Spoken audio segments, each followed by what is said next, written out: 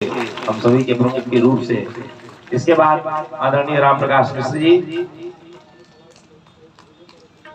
माल्यार्पण। आप लोग थोड़ा तालियां धीरे बजाते, क्या बात है भाई, तालियां तो बहुत जोरदार बजनी चाहिए। इसके बाद आदरणीय घनश्याम तिवारी जी और खास बेगपुर के प्रधानाचार्य विंध्यवासिनी जी।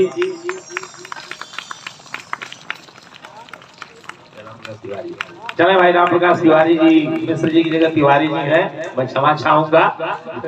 है तो बिरादरी एक ही, क्या फर्क पड़ता है। अब हमारे बीच में अनिल कुमार श्रीवास्तव जी बैठे हुए हैं, मैं उन्हें भी आमंत्रित कर रहा हूँ क्या करके व्यास भगवान को माला पहना करके उनका आशीर्वाद ले लें। अनिल कुमार श्रीवास्तव जी जिन्होंने आज के प्रसाद की व्यवस्था कल ही कर दिया था।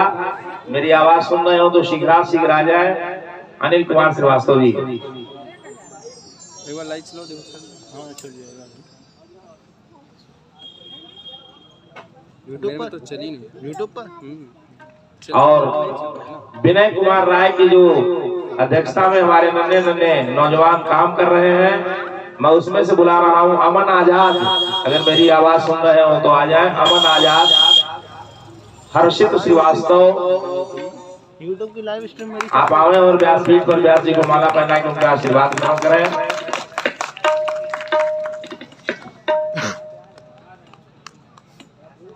इंस्टाग्राम पे एक वीडियो डाली थी। आकाश पाताल एक कर दोगे क्यों? जल्दी आ जाओ, लग गया, थक गए हो आप। पूरे क्षेत्र में आपने 4000 गुब्बारा लगाया है, मामूली बात नहीं है। मैं इसके लिए सभी को बधाई देता हूँ। मैंने अभी अपने जीवन में पहली बार गुब्बारा लोग लगाते हैं, अपने घर में लगाएंगे, लेकिन सब पूरे क्षेत्र में चारों तरफ गुब्बारा सबके छत पर लगवा देना, यह विनय और इनके पार्टी की सोच है। इन बच्चों को बहुत बहुत धन्यवाद है। हर्ष जी, आप हमारे संगीत के लोगों को भी माला पहना के उनका स्वागत कर दें। देखिए, सबसे आगे निर्भय गाजीपुरी जी हैं जो हारमोनियम पर है। उसके पीछे रवि श्रीवास्तव जी हैं। रवि के बाएं तरफ राजेश मिश्रा जी हैं। और दो नए चेहरे हैं जिनका मैं नाम फिलहाल नहीं जान पा रहा हूँ, नाम जरा बता दीजिए रवि जी। आदर्श, अच्छा, आदर्श मिश्रा जी और अनमोल मिश्रा जी हैं। माला पहना के आप स्वागत, इनका सम्मान करें।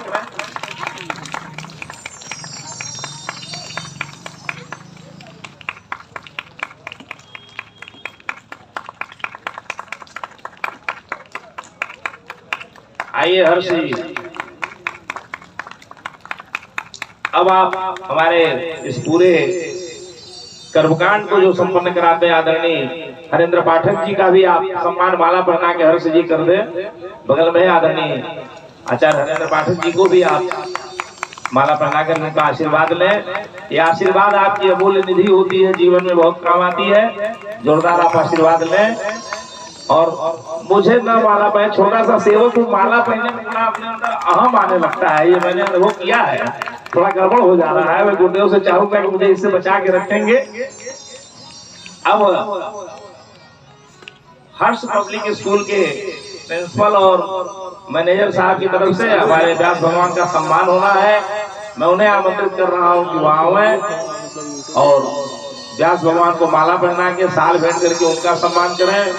साथ में हमारे जो संगीत के पुरोधा लोग हैं उनका भी उन्हें कुछ भेंट करनी है।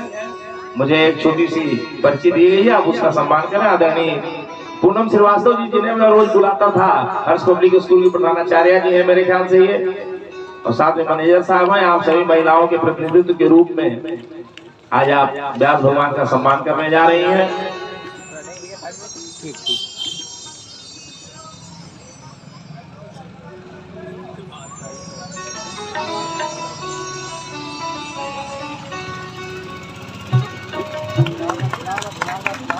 तालियों में भाई कमी ना करिए आप, पता नहीं क्यों जोरदार तालियां बजनी चाहिए। जय श्री राम। देखिए, डॉक्टर गोपाल श्रीवास्तव जी जो हर्ष पब्लिक स्कूल के मैनेजर साहब हैं, वो साल भेंट करके आदरणीय व्यास जी का सम्मान कर रहे हैं। साथ में पूनम श्रीवास्तव जी भी हैं। आप एक पुष्प गुच्छ भेंट करके व्यास जी का सम्मान करें।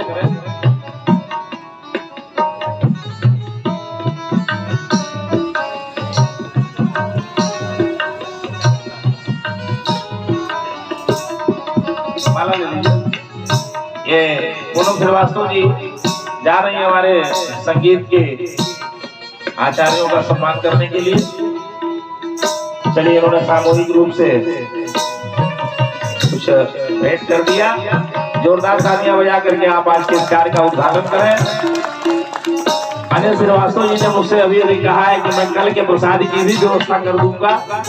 एक बार आप अनिल जी के लिए ताली बजा दें और इसके बाद आदरणीय व्यास भगवान जी के धार्मिक से हम सभी लोग कथा सुनाएं। आदरणीय व्यास भगवान जी।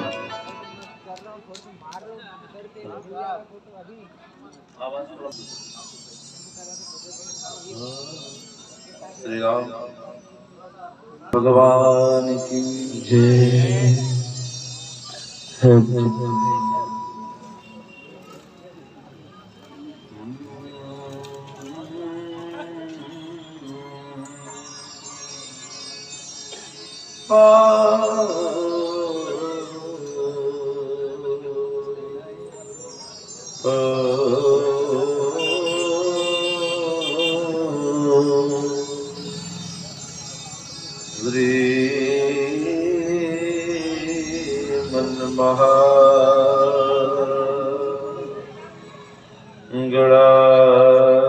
गणाधिपतये नमः। श्रीमंगलमूर्तये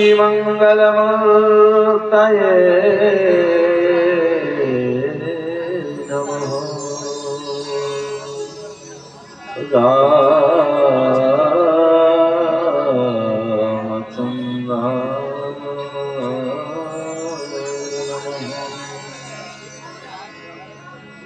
सांब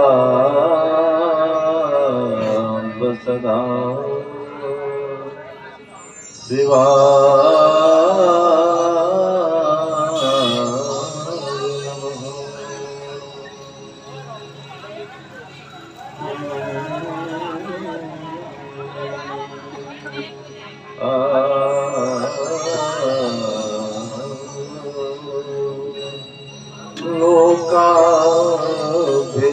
लोकाभिरामं रणरंगधीरं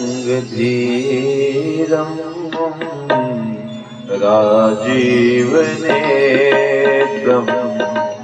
रघुवंशनाथं लोकाभिरामं रणरंगधीरं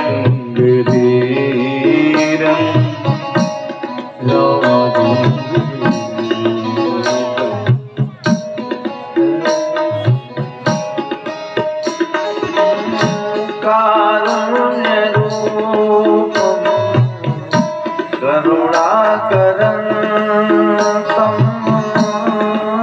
श्रीरामचन्द्रं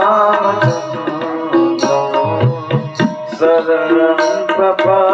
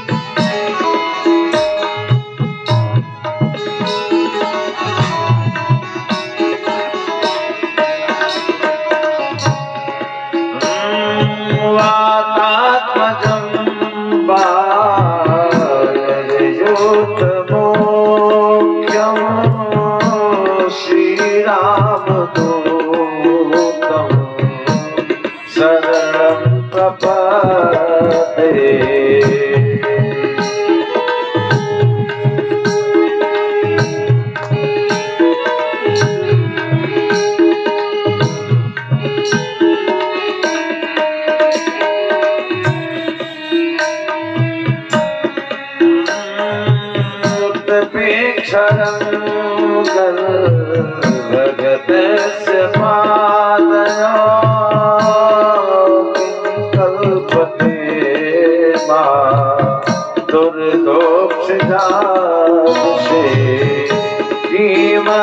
विनाशे व्यपदेश भूषितम् तवास्तुकोक्षे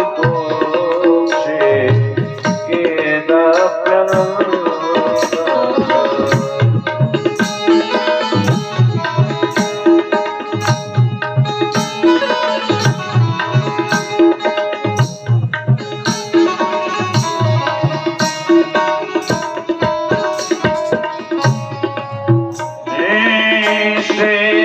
स्तुति भक्ति मुदश्यते विभो क्लिशयन्ति के वल्लभोधनाभये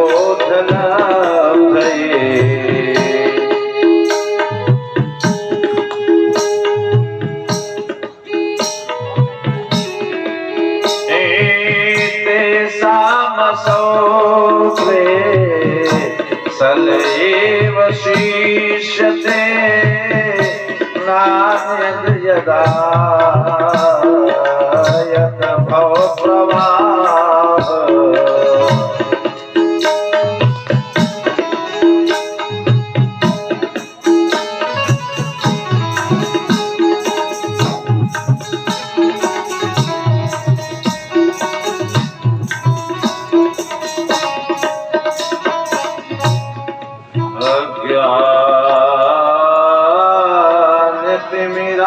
ज्ञानतिमिरान्धस्य ज्ञानाञ्जनशलाकया चक्षुरुन्मीलितं येन तस्मै श्रीगुरुवे नमः। अखिल ब्रह्मांड नायक जगत नियंता जगदाधार पूर्ण काम आप काम प्रभु श्री राम अनंत बलवंत संश्री हनुमंतलाल भगवान भूत भावन भगवान श्री भोलेनाथ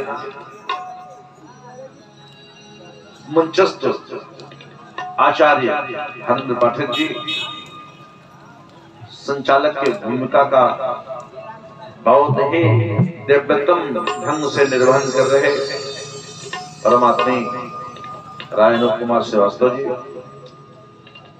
यह श्री राम कथा अनुष्ठान की जो भव्यता दिव्यता और नव्यता सभी भक्त जनों के अंतश्चेतना का सुविज्ञ परिणाम है।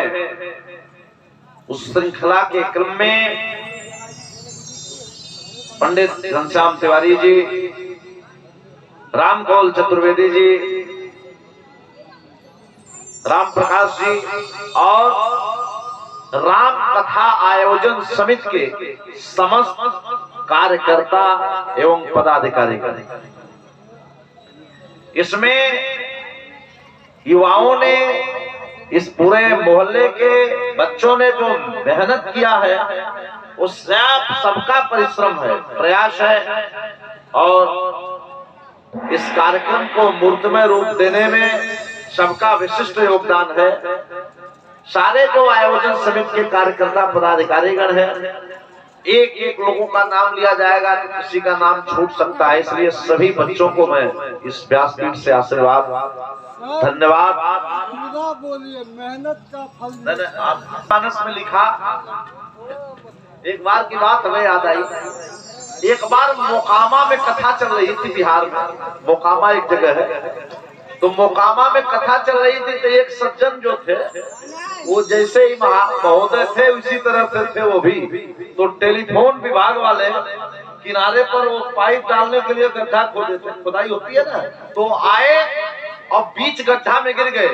इसके बाद बिगड़ रहे थे, कहे ये पीडब्ल्यूडी वालों को कल सबको तलब करता हूँ, ये गड़बड़ करते हैं, दिन में ये गड्ढा रोड के किनारे खोदते हैं, रात को बीच में खोद देते हैं।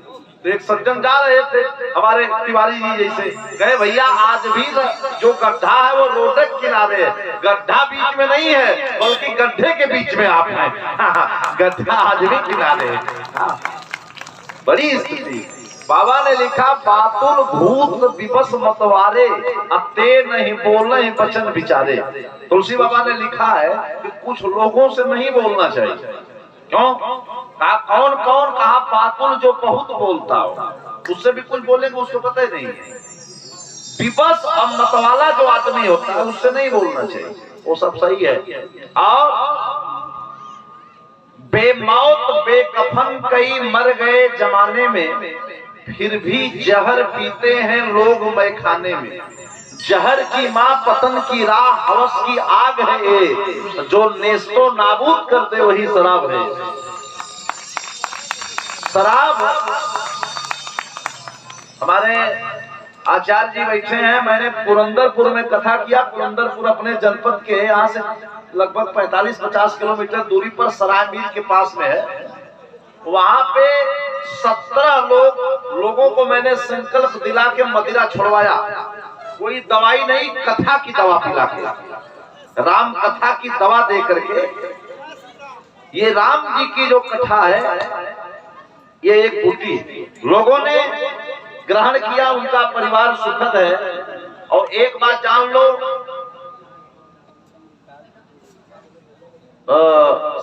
जो मदिरा है वो महुए से बनती है, जैसा लोग बताते हैं। महुआ जब निकलता है, वृक्ष में लगता है, तो वृक्ष की हरियाली खत्म कर देता है। चैत के महीना में प्रायः महुआ पेड़ पर दिखाई देता है।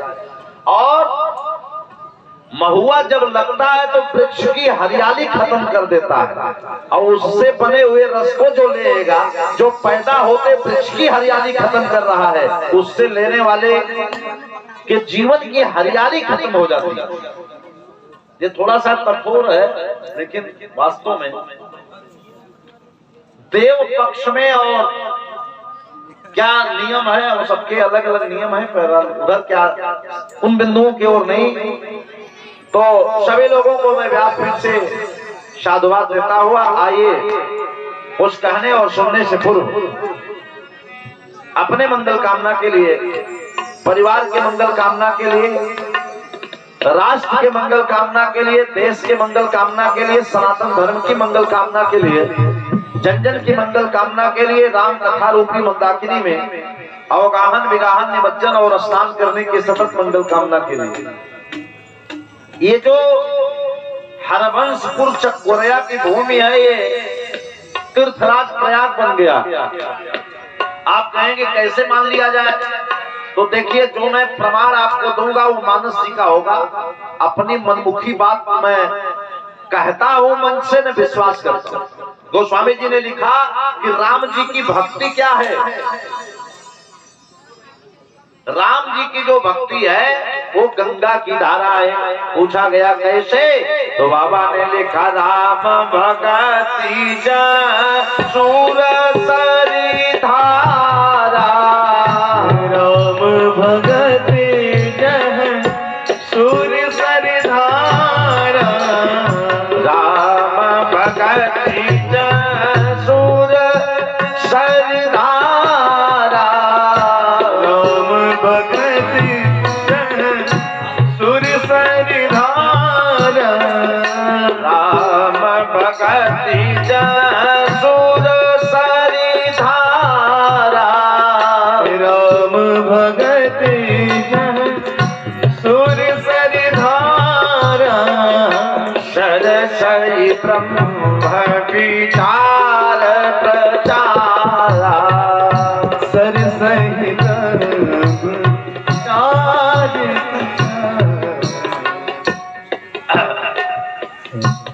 विस्तारक यंत्र के ऑपरेटर ध्यान दें, आपको बताएं कैसे सेट हो।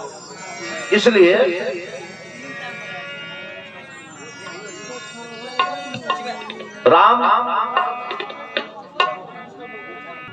राम जी की जो कथा है वो भक्ति की धारा है। राम भगति जह सूर सरी धारा, राम भगति जन सूर सरी धारा, राम भगति जह सूर सरी धारा, राम भगति जन सूर सरी धारा, सरसई ब्रह्म विचार प्रचारा, सहितम विचार प्रचारा।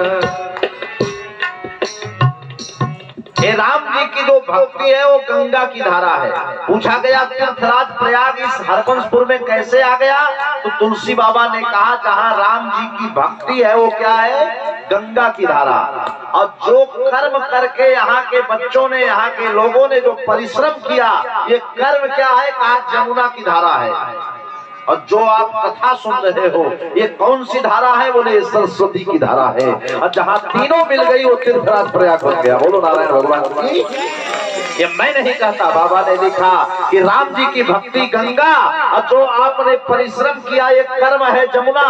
कहाँ लिखा, कहा कर्म कथा रविनंदनी बरनी, कर्म कथा रविनंदन बरनी, कर्म कथा रविनंदन बरनी, कर्म कथा रविनंदन बरनी, विधि निषेधमय कलिमल हरणी, कालिमल हरणी। इसलिए आज ये स्थान जब तक ये कथा होगी तब तक ये तीर्थराज प्रयाग बन गया। तो प्रयाग में गंगा जी बहती हैं, जमुना जी और सरस्वती जी गुप्त रूप से हैं। तीर्थराज प्रयाग, आइए ये राम कथा गंगा है, तो इसमें कौन कौन लोग नहाए। आप लोग भी नहा रहे हैं इस गंगा में, गोता लगा रहे हैं, अवगाहन कर रहे हैं, विगाहन कर रहे हैं, निमज्जन कर रहे हैं, स्नान कर रहे हैं। आइए हम भी गाते हैं, दोहराते हैं कौन कौन लोग डुबकी लगाए। कौन कौन लगाया, कहा राम नाम गंगा सुगम बहे धार में कोई कोई नहाए। राम नाम गंगा सभी लोग बहे धार में कोई कोई नहाए। राम नाम गंगा सुगम बहे धार में कोई कोई नहाए। गंगा सुगम बहे धार में कोई कोई नहाए। कोई कोई नहाए में कोई कोई नहाए, कोई कोई नहाए में कोई कोई नहाए। राम नाम गंगा सुगम बहे धार में कोई कोई नहाए। सुगम बहे धार में कोई कोई नहाए। ब्रह्मा नहाए ओ विष्णु नहाए, ब्रह्मा नहाए और विष्णु नहाए। ब्रह्मा नहाए वो विष्णु नहाए, ब्रह्मा नहाए और विष्णु नहाए।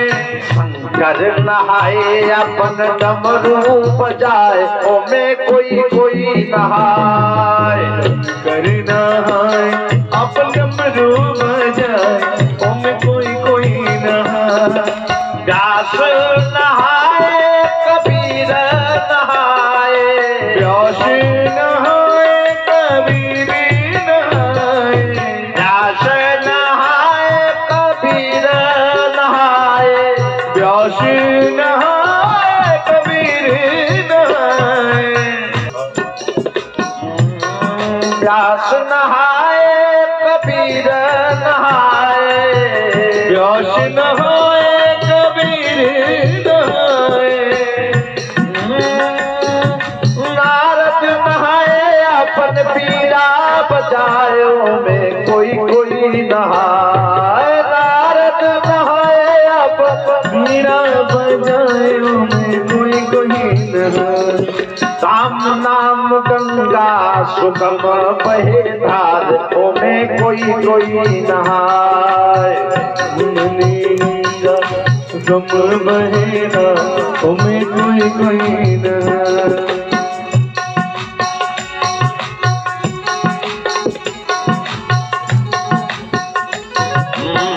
सूर नहाए वो तुलसी नहाए। कौन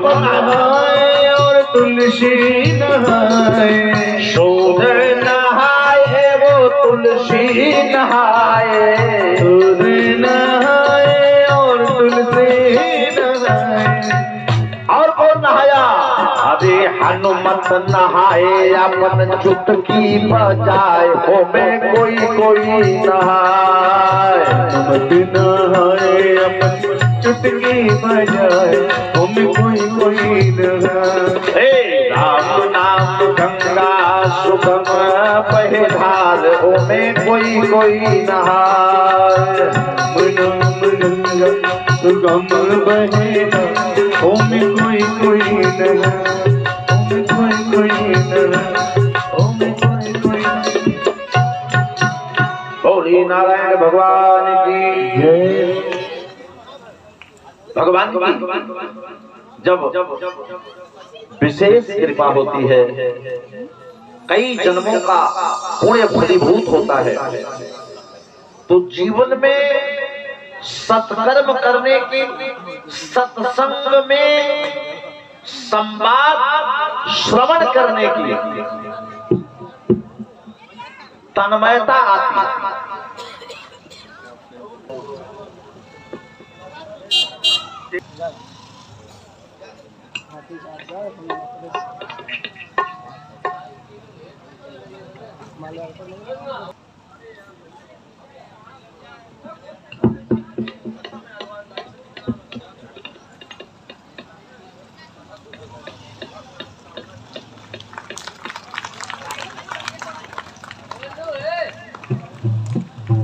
लखनऊ से चलकर डॉक्टर संदीप जी आपके बीच में आए थे। व्यासपीठ पर उन्होंने आके व्यास जी का आशीर्वाद लिया है। डॉक्टर संदीप सिंह जी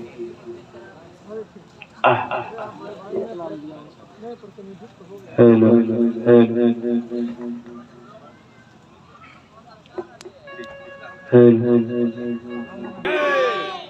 कल आप सभी लोग चर्चा श्रवण कर रहे थे भगवान विश्वनाथ के विवाह की, वहीं से कथा का क्रम आगे चलता है।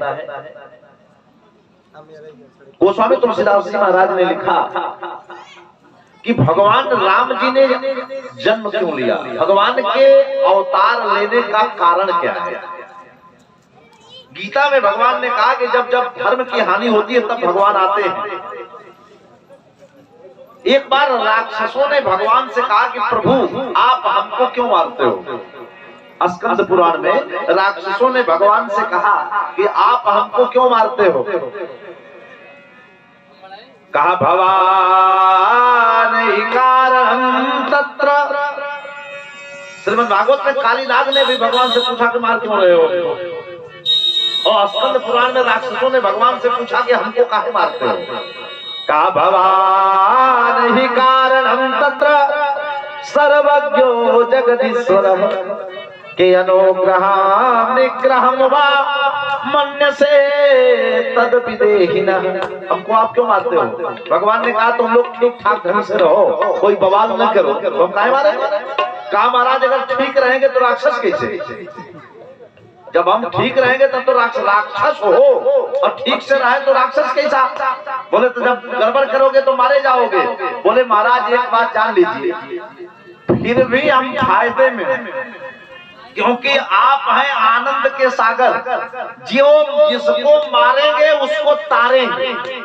आग में कोई आदमी प्रेम से भी अगर हाथ डाल दे तो भी जलना होगा, और बिना प्रेम से डाल दे तो भी जलना होगा।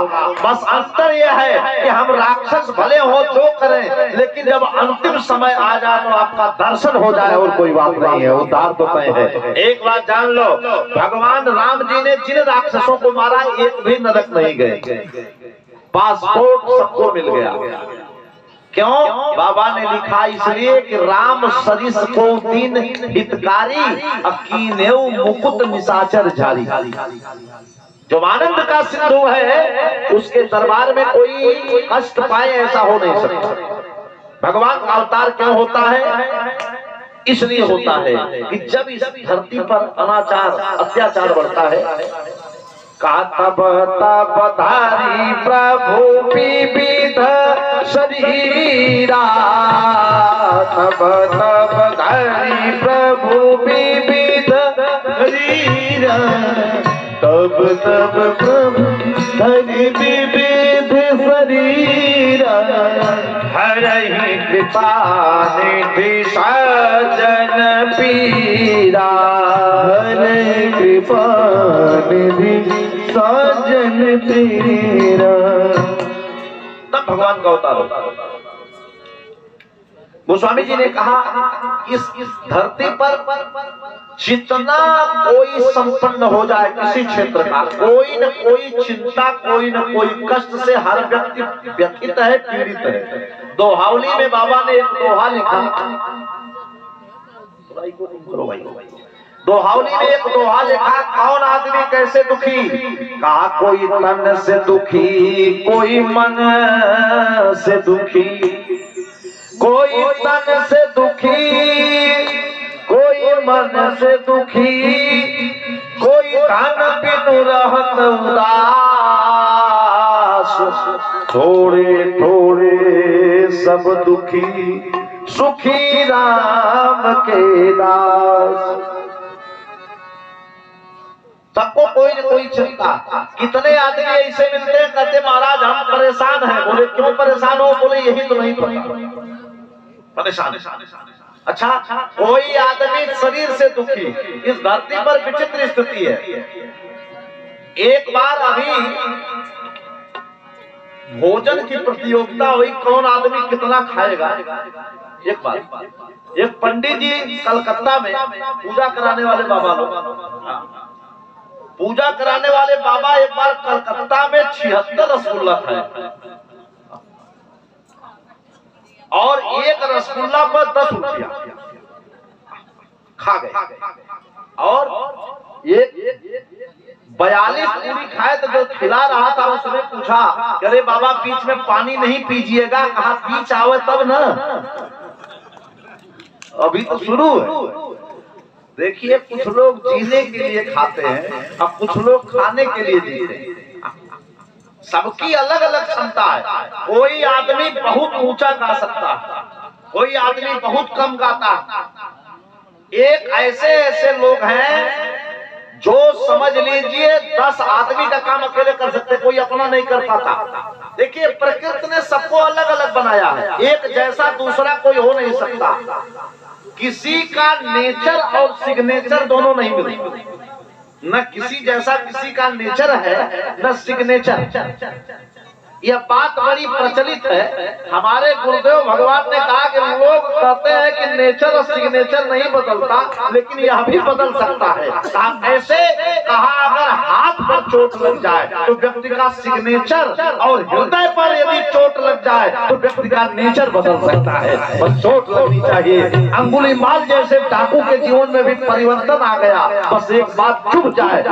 वाल्मीकि भी डाकू थे, रत्नाकर से वाल्मीकि बन गए।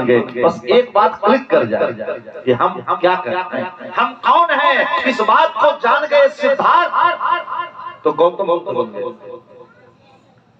एक महात्मा जी ऐसे जा रहे थे, बहुत से लोग होते हैं वैसे ही व्यंग करते रहते हैं। महात्मा जी जा रहे थे, बड़ी सुंदर दिव्य आभा प्रभा थी। एक ऐसे ही कुतर्की मिला, कहा महाराज आप तो बड़े वीतराग संत लग रहे हैं, हमको बताएंगे कुछ हमारे भविष्य के बारे में। वो कुछ नहीं बोले, जा रहे थे, संत थे। कहा महाराज एक बार बताइए, लाल कपड़ा पहने हैं, बाहर से लाल है कि भीतरों से लाल है? महात्मा जी तो अपने रव में जा रहे थे। फिर जब कई बार उसने पूछा तो महात्मा जी ने कहा बेटा जिस समय तुम यह प्रश्न कर रहे थे उसी समय मेरी दृष्टि तुम्हारे हस्त रेखा पर चली गई, ललाट की रेखा पर चली गई। मैंने देखा कि आज के ठीक तीसरे दिन तुम्हारी मृत्यु होने वाली है। बताओ क्या पूछ रहे थे? सारा प्रश्न भूल गया। बोले गुरुजी अब हमको कुछ नहीं पूछना है, आप बाहर के लाल हैं कि भीतर के लाल हैं, ये बताइए क्या सही में आज के तीसरे दिन मेरी मृत्यु हो जाएगी? कहा मैंने जो बताया है पक्का मान लो। वो बेचारा जब जान गया कि 3 दिन का मेहमान हूँ तो सारा तर्क वितर्क कुतर्क भूल गया। एक एक लोगों से आके हाथ जोड़ के कहने लगा, भैया मैं आप पर 3 मुकदमा चढ़ाया, 3 दिन बचा है, क्षमा कर दीजिएगा, अपराध हो गया। एक एक लोगों से जाके दया की भीख मांगता था, भैया गलती हो गई, आदमी हूँ, हमें क्षमा करना, क्योंकि आदमी से ही भूल होती है। सबसे क्षमा मांगने लगा। आ गया तीसरा दिन, अपने पत्नी बच्चे सबको बुलाया, बोले महाराज ने बताया है, अब तो अंतिम क्षण आ गया है। बड़ा परेशान था। महात्मा जी मुस्कुराते हुए आ गए, बोले बाबा आपने जो बताया था वो समय तो नजदीक है, अब तो कुछ घंटे बचे होंगे, दिन तो बचा नहीं है, तीसरा दिन है। महात्मा जी ने कहा, अच्छा बेटा ये बताओ, जब से तुम यह जान लिए कि आज के तीसरे दिन हमारी मृत्यु हो जाएगी, इन 3 दिन के अंदर तुम्हारे अंदर कोई बिजनेस का लोभ आया कि 1 करोड़ रुपए का टर्नओवर और कर ले? कहा बाबा जब 3 दिन में जाना है तो क्या मतलब पैसे का? कहा 3 दिन के अंदर तुम्हारे अंदर क्रोध आया किसी आदमी पर? कहा मैं तो सबसे हाथ जोड़ता था कि भैया 3 दिन रहना है, क्या आपसे विवाद है, क्षमा करो। कहा बताओ 3 दिन के अंदर तुम्हारे अंदर काम आया? कहा नहीं। कहा क्रोध आया? कहा नहीं। कहा इन 3 दिन के अंदर जब से तुम जान गए कि आज के तीसरे दिन मृत्यु होगी, लोभ आया? कहा नहीं। कहा बेटा 3 दिन तुम बताए पर जान गए कि मेरी मृत्यु नजदीक है, मौत नजदीक है, तो तेरे अंदर न काम आया, न क्रोध आया, न मद आया, न लोभ आया। जिस बात को तुम 3 दिन जाने और तेरे अंदर ये परिवर्तन आया कि कुछ नहीं आया, इसी बात को पैदा होने के बाद मैं जान गया। अब तू बता कि मैं बाहर का लाल हूँ कि भीतर का लाल हूँ? बस यही और हमारे और तेरे में अंतर है। उठ के बैठ जा, 3 नहीं आज 30 साल तक तेरे ऊपर कोई कष्ट नहीं आएगा, तू अभी 50 साल तक मरने वाला नहीं। बस जीवन में सत्यता का बोध हो जाए, परिवर्तन हो जाएगा। हर आदमी जानता है कि जाना है, लेकिन कहने वाला भी। एक आदमी से कह रहा था, अरे क्या चक्कर में पड़े हो, सब छोड़ के जाना है, यही कह के सबसे ले रहा था पैसा। तो एक आदमी कहा, बताओ जब सबको जाना है तो तुम का सब लेके जाओगे क्या? क्यों ले रहे हो? सत्यता जे हगाव चरित संभारे ते हताल चतुर रखवारे। जीवन सोच से नहीं बोध से चलता। तो कल जो आप चर्चा भगवान के विवाह की सुन रहे थे, महाराज दशरथ के जीवन में कोई कमी नहीं है। सामान्य जगह के राजा नहीं है, दशरथ जी अयोध्या के राजा हैं। गोस्वामी जी से पूछा गया, अयोध्या में संपत्ति कितनी है?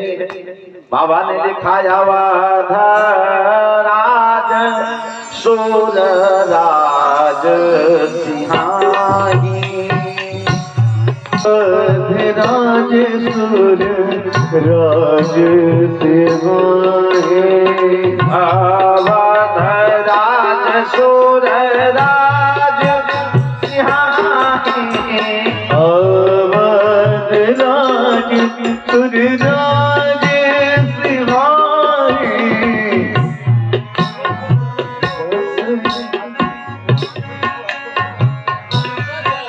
राज सुर राज सिंहाही, अवध राज सुर राज सिंहाही, दशरथ धन लखन लजाही, दशरथ धन लखी धन लजाही, दशरथ धन लखी धन लजाही, दशरथ धन लखी धन लजाही। महाराज दशरथ के धन वैभव और ऐश्वर्य को देख करके कुबेर लज्जित हो जाते थे, इतना ज्यादा धन है दशरथ जी के यहाँ। लेकिन दशरथ जी के जीवन में एक कमी है, क्या? कि हमारे पास पुत्र नहीं। गोस्वामी तुलसीदास जी महाराज ने बड़ी सुंदर पंक्ति उद्धृत किया, कहा एक बार भूपति मन माही, एक बार भूपति मन माही, एक बार भूपति मन